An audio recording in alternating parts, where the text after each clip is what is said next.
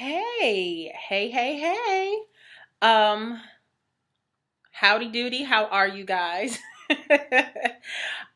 We are now on video number 3, and we are actually getting closer to the fun stuff, I suppose. But in the meantime, we still have some more background work to do. So the first video we talked about being ready, the readiness factor of opening a salon. The second video, we talked about the business plan. This video, I felt at first could have been talked or spoken about in the business plan because everything going forward is pretty much in your business plan. But I wanted to really touch on how important location is. So that's what this video is going to be about. Probably won't be as long. I don't know. Maybe. Who knows? Okay. So let me just preface this by saying I found my location for my upcoming salon on a whim. Literally. I had been looking, no lie, for about 8 months, almost a year. About 8 to 10 months, I had been looking for a salon space. The very first commercial place that I found, my business partner Dash and I were super excited about it because the actual square footage and the place was nice. It was in a shopping center. It had the other businesses that seemed to be doing okay. There wasn't any other salon at that point. There was a anchor salon, and anchor stores are usually the bigger places, the bigger businesses in a shopping center. So they'll usually be your supermarkets or your major department stores or a major business of some sort. That's usually the biggest location of most of out of all of the stores. So there was a huge, like 2-floor salon that was an anchor. So it was on the end cap, and it was huge. And when I tell you huge, it was like 8,000 square feet huge. I had never seen anything. I had actually walked in there one time when it was open, and then mysteriously it closed. I didn't dare bother to question why something that big that obviously could have been afforded, because they had people working there and products out the behind. It looked like a small Sephora store in there. Like they had so many products. But anywho, that wasn't there anymore. They had shut down. So we looked at that like an opportunity to, even though that clientele is different than who I serve, it was an opportunity to bring a hair salon there. And there was a nail salon there. I always say this, and this is a little tip that you guys can take with you. Any place by a nail salon is good business. Let me say that again. Any available vacancy by next door across the street from a nail salon that has been there for quite some time, trust me, you'll get business. Because if we don't like to do nothing else, we love getting our feet and our nails done, honey, right? Okay. And eyelashes too, and they go to the feet people to get their eyelashes done. So hey, it is what it is. So anyway, so we looked at this place. They had quite a few vacancies. That's also something you need to think about. Quite a few vacancies open for years, for about 2 years. And that raised a red flag. And it should. Why do you have vacancies open for years? Well, in commercial properties, they don't go as fast unless they're in a very, very popular area. And even then, the price and all of the other things may actually might outprice you, for the average small business owner. So I say all of that to say, commercial properties can go fast, but they don't go as fast as regular real estate, regular residential, I would say. So we go in there and we're planning stuff. One of the vacancies had just 4 walls, a back area with a bathroom and like storage and concrete floors, which probably would have been great, to be honest with you.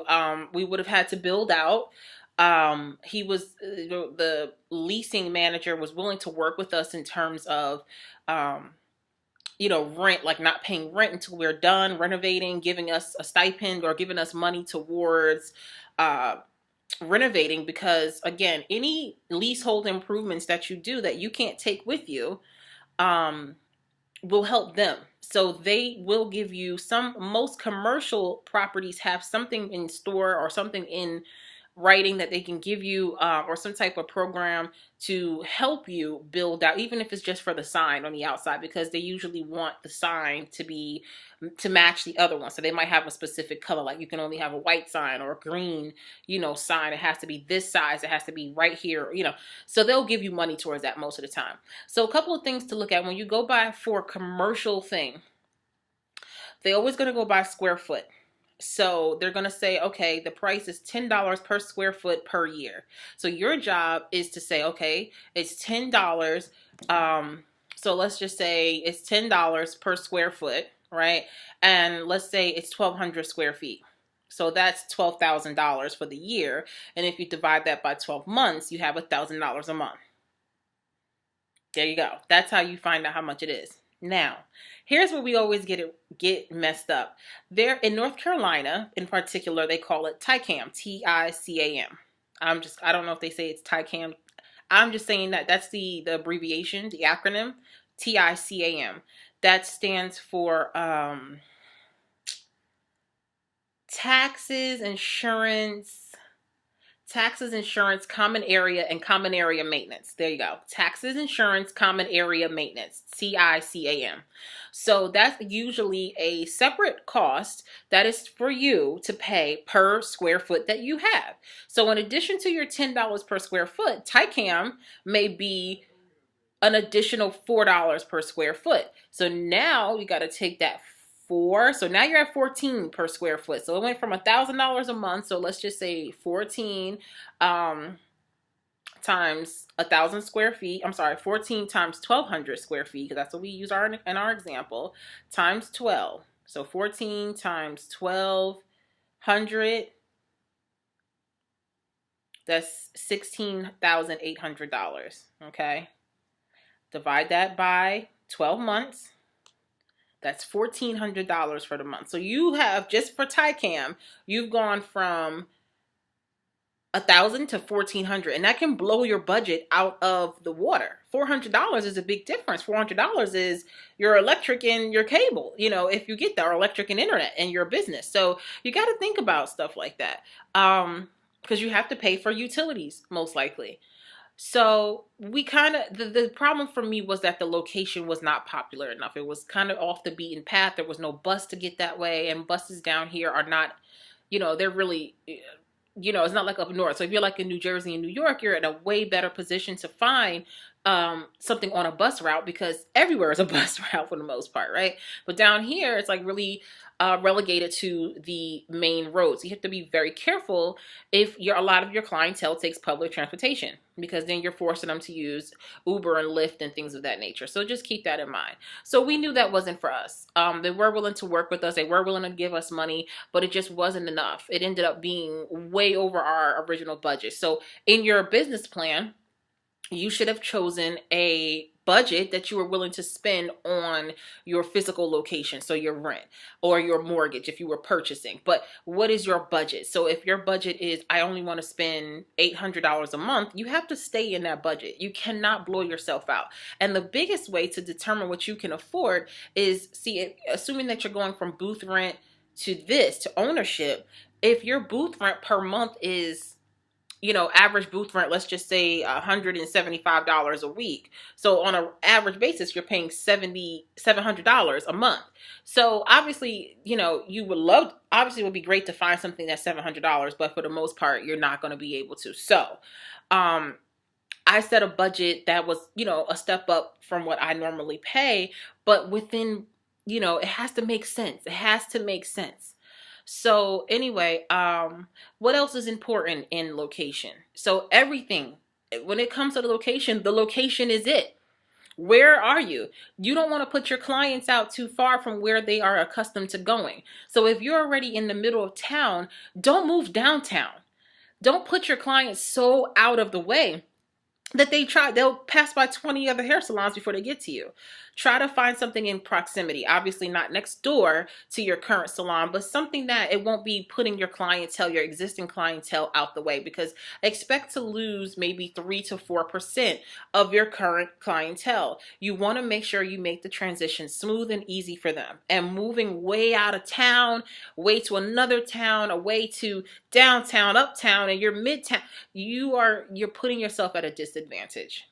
So you are kind of stuck in a particular area. Okay. You have to make sure that the space is visible on the street.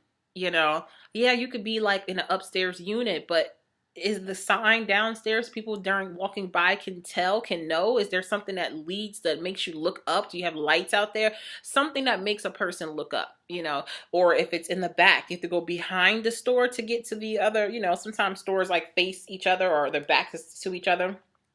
Those types of things make a big difference. So don't just take the first place that you see. Definitely do your research and think about the client. Think about, are you putting them out for the most part?